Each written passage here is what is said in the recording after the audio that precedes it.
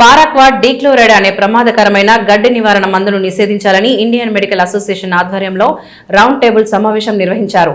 రైతులు అమాయకులు వీటిపైన అంత అవగాహన ఉండదు.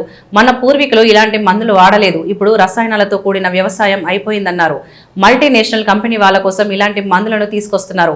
ఈ గడ్డు మందు వలన మనుషులు ప్రాణాలు పోతున్నాయి అని తెలిపారు. కల్తీ ఎరువులు, మందులు వ్యవసాయ రంగం పైన తీవ్రమైన ప్రభావం చూపిస్తుందన్నారు. దీనిని నిషేధించేలా కేంద్ర చర్యలు తీసుకోవాలని కోరారు. ఈ అంశంపై ముఖ్యమంత్రి రేవంత్ రెడ్డి స్పీకర్లను కలిసి వినతి పత్రం అందజేశామన్నారు. కడియం కావ్య మాట్లాడుతూ ప్రజల ప్రాణాలకు ముప్పుగా మారిన ఈ గడ్డి మందును నిషేధించాలన్నారు. దీనిపైన పార్లమెంట్లో కూడా ప్రస్తావిస్తామని పేర్కొన్నారు. నాకు ఈ అంశంపైన 6 నెలల క్రితం తెలిసిందని, ఇలాంటి ప్రమాదకరమైన మందులు అమెజాన్ వంటి ఆన్లైన్లలో విక్రయించడం బాధాకరమని, ఈ మందు వల్ల క్షణికావేశంలో ఆత్మహత్యలు చేసుకుంటున్నారన్నారు. దీనిని పూర్తిగా నిషేధించేలా తన వంతు కృషి చేస్తానని హామీ ఇచ్చారు. ఈ కార్యక్రమంలో పాల్గొన్న MP Etela Rajender, MP Suresh Reddy, MP Kadiyam Kavya, మాజీ MP Vinod Kumar, Kodandareddy, agriculture chairman డాక్టర్లు పాల్గొన్నారు. సెంట్రల్ గవర్నమెంట్ తీసుకెళ్లి పర్మనెంట్ గా బ్యాన్ చేస్తే బాగుంటుందని కోరుకుంటున్నాం sir. And so our slogan is thank you over to Dr. Nasir garu, the public policy expert and doing work on paraquat since last 20 years. మనము పురుగు మందులు అంటున్నాము, అవి మందులు కాదు. డాక్టర్లు ఉన్నారు కాబట్టి వాళ్ళకి తెలుసు ఇవి విషయాలు. కాబట్టి మేము పురుగు మందు, గడ్డి మందు అని అనము.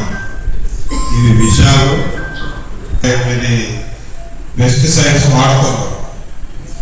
అందులో ఒక 115 ఈ గడ్డి మందు అనే విష రసాయనం రావడము చాలా మంచిది.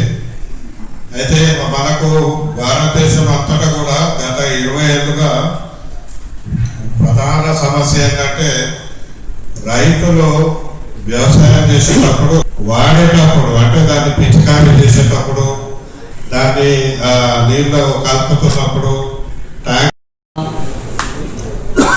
మునులు కానీ లేకపోతే తపస్సు చేసుకునే వాళ్ళకి అతీత శక్తులు ఉండేటి, శాపాలు ఇచ్చేవాళ్ళు. తర్వాత మళ్ళీ వాళ్ళకి మేము తప్పు చేశాము, మాకు శాప విమోచనం ఇవ్వండి అంటే ఇచ్చే పరిస్థితి ఉంది. కానీ ఇప్పుడు మనం చూస్తున్నటువంటి ఈ పారాక్వాట్ గడ్డి మందుకి అసలు నో కమింగ్ బ్యాక్, అంటే శాప విమోచనం లేదు దీనికి. Okay, it is a curse. చాలా మంది కూడా ఇంకొక బాధాకరమైన విషయం ఏంటంటే ఇది అమెజాన్లో దొరకడం అసలు నిజంగా చాలా దారుణమైన విషయం. ఎందుకంటే it is so open to all. ఒక్కసారి తీసుకున్నాక మళ్ళీ వెనక్కి రాలేదు, యాంటీడోట్ లేదు. ఇక్కడ యాంటీడోట్ అంటే ఇంకొక విషయం కూడా నేను చెప్తాను. నేను గవర్నమెంట్ హాస్పిటల్లో 6 years పనిచేస్తున్నాను. అక్కడ షార్టేజ్ ఆఫ్ డ్రగ్స్ ఉంటాయి. ఓపీ పాయిజనింగ్ అయినా సరే ఒక్కోసారి యాంటీడోట్ అవైలబుల్ ఉండదు. అంటే ప్రివెన్షన్ ఫస్ట్ ఇంపార్టెంట్. తర్వాత దానికి యాంటీడోట్ తెచ్చుకోకపోయినా యాంటీడోట్ అవైలబిలిటీ కూడా షార్టేజ్ కూడా ఉండొచ్చు. ఇట్లాంటివన్నీ ఇప్పుడు మనం అనుకున్నట్టు ఎండోసల్ఫాన్కి ఎట్లయితే బ్యాన్ వచ్చిందో ఇది కూడా బ్యాన్ చేసే విధంగా మనం ప్రయత్నం చేయడమే మన ముందున్న మార్గము. సూసైడ్స్ అనేవి కూడా ఎవరు కూడా, ప్రతి లైఫ్ ఇంపార్టెంటే. యాజ్ ఎ డాక్టర్ ప్రతి లైఫ్ ఇంపార్టెంటే మాకు. సూసైడ్ చేసుకున్న వాళ్ళని కూడా కాపాడడానికి ఎందుకు ప్రయత్నిస్తామంటే, సరే వాడు సూసైడ్ చేసుకున్నట్టు చనిపోవాలనే కదా వదిలేద్దాం అని అనుకోరు ఎవరు doctors. So whatever might be the reason or the, అంటే ఏ ప్రయత్నంతోనైనా సూసైడ్ చేసుకున్నా కూడా వాళ్ళని బతికించాలని చూస్తాము. అట్లాంటిది దీనివల్ల అసలు 100% చనిపోతున్నారంటే ఆబ్వియస్గా దీన్ని బ్యాన్ చేయాల్సిందే. నేను health and family welfare parliament standing committee మెంబర్ని కూడా. సో మా కమిటీలో కూడా దీన్ని నేను అడ్రస్ చేస్తాను. అదేవిధంగా పార్లమెంట్లో కూడా ఖచ్చితంగా దీని గురించి మాట్లాడతాను. ఇది నా దగ్గరికి ఒక 6 months ముందు వచ్చింది. ఒక అమ్మాయి గురించి మా పార్టీ వాళ్ళు కాల్ చేసి ఇట్లా చనిపోతున్నట్టుంది, ఒకసారి డాక్టర్కి చెప్పండి అంటే నేను డాక్టర్తో మాట్లాడితే చెప్పినారు.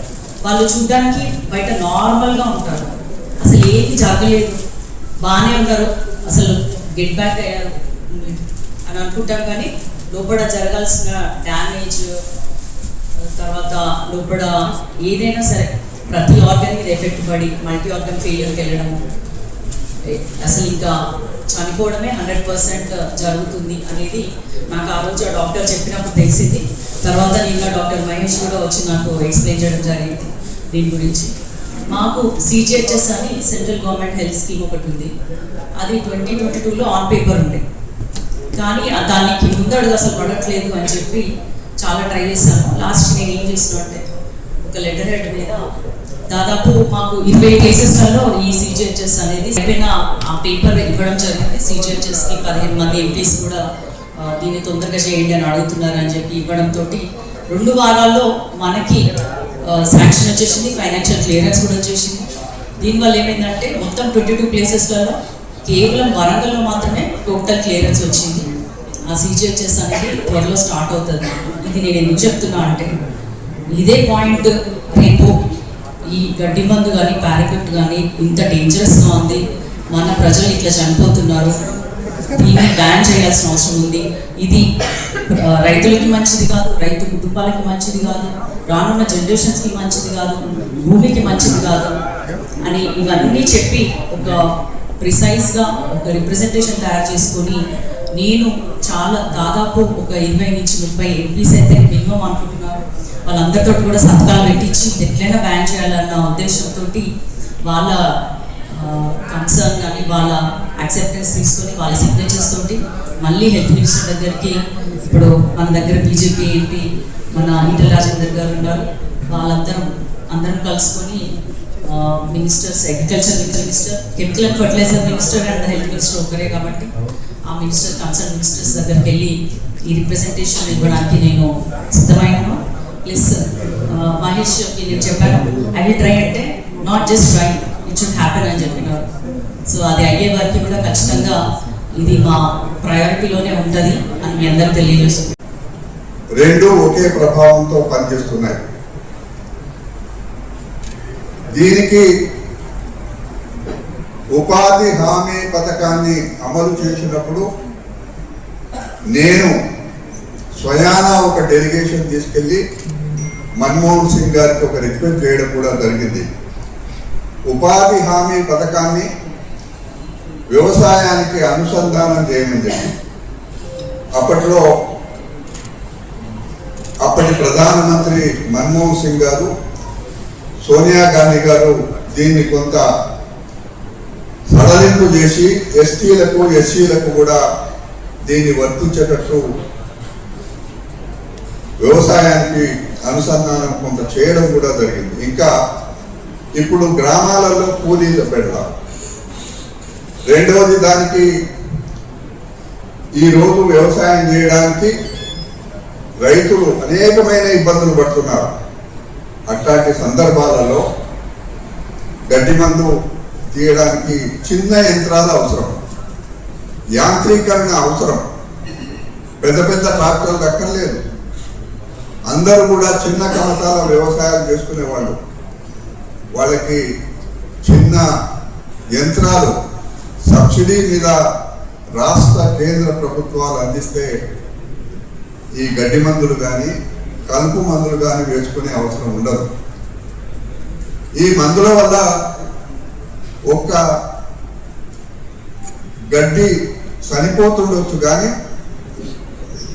ఇందాక వినోద్ గారు అన్నారు చల్లిన తర్వాత కూడా దాని ప్రభావం మనిషి పైన ఉంటుంది అనే ఉదాహరణ ఒకటి వారు చెప్పడం జరిగింది. ఇంకొక ఉదాహరణ కూడా మనం చేసారు. వరంగల్ జిల్లాకు సోనియా గాంధీ అప్పట్లో వచ్చిన సంగతి 1994లో నేను శాసనసభ్యుడిగా ఉన్నప్పుడు తెలుగుదేశం అధికారం ఉంది, చంద్రబాబు నాయుడు గారు ముఖ్యమంత్రిగా ఉన్నారు. అప్పట్లో రైతాంగం ఇట్లనే కల్తీ ఎరువులు, కల్తీ విత్తనాలు కొని చాలా ఇబ్బంది పడి చివరిగా ఆత్మహత్యలు చేసుకున్న సందర్భాలు ఉన్నాయి. వాటిని ఆ కుటుంబాలను పరామర్శించి సోనియా గాంధీ గారికి దాని వివరాలను పంపితే వెంటనే ఆమె వచ్చి అందరినీ పరామర్శించడం కూడా జరిగింది. అంటే నేను ఎందుకు మనవి చేస్తూ ఉన్నానంటే అప్పుడు కూడా కల్తీ విత్తనాలు ఎక్కడ పడితే అక్కడ విచ్చలవిడిగా అమ్మడం మనం చూసిన మాట. వ్యవసాయ రంగం పైన తీవ్రమైన ప్రభావం చూపిస్తున్నాయి. ఒక గడ్డి చనిపోవడమే కాదు, భూమి కూడా శాశ్వతంగా చెడిపోతుంది. పంజాబ్లో ఇది జరుగుతూ ఉంది. పంజాబ్లో తీవ్రమైన పరిణామం ఉంది. కాబట్టి దీని విషయంలో ఎక్కువ కూడా నేను మాట్లాడుతున్నా. నేను మనవి చేసేది ఏమిటంటే, ఇది మొన్న మహేశ్వర్ రెడ్డి గారు, డాక్టర్ శంకర్ గారు, ఇంకా 2-3 కమిషన్కి వచ్చినప్పుడు మహేశ్వర్ రెడ్డి చాలా ఆవేదనతో ఉన్నారు. గ్రహించిన దీన్ని రాష్ట్రం వరకు నేను ఈటెల రాజేందర్ గారు ఇక్కడ కేంద్రంలో అధికారంలో ఉన్న ప్రభుత్వానికి ప్రతినిధిగా ఉన్నారు కాబట్టి రాజకీయాలకు అతీతంగా వారితో మనవి చేస్తా ఉన్నా.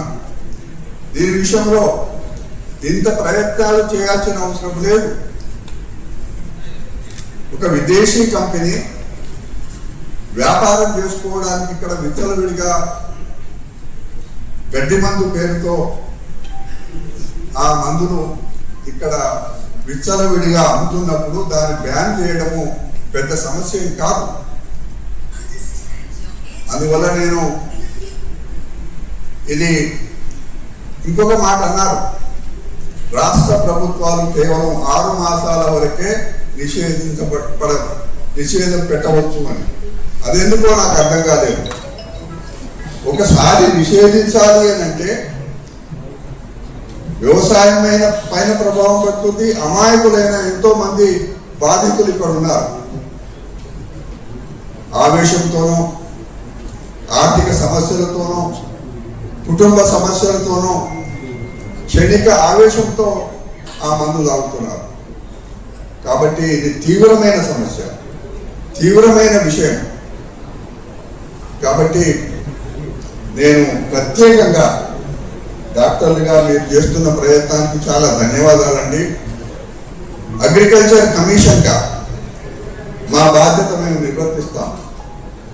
తప్పకుండా స్పీకర్ గారికి, గౌరవ ముఖ్యమంత్రి రేవంత్ రెడ్డి గారికి, ఇందాకనే సత్యనారాయణ గారు అన్నట్టుగా ఒక డెలిగేషన్గా వెళ్ళి రేవంత్ రెడ్డి గారికి ఒక రిక్వెస్ట్ కూడా చేస్తాం.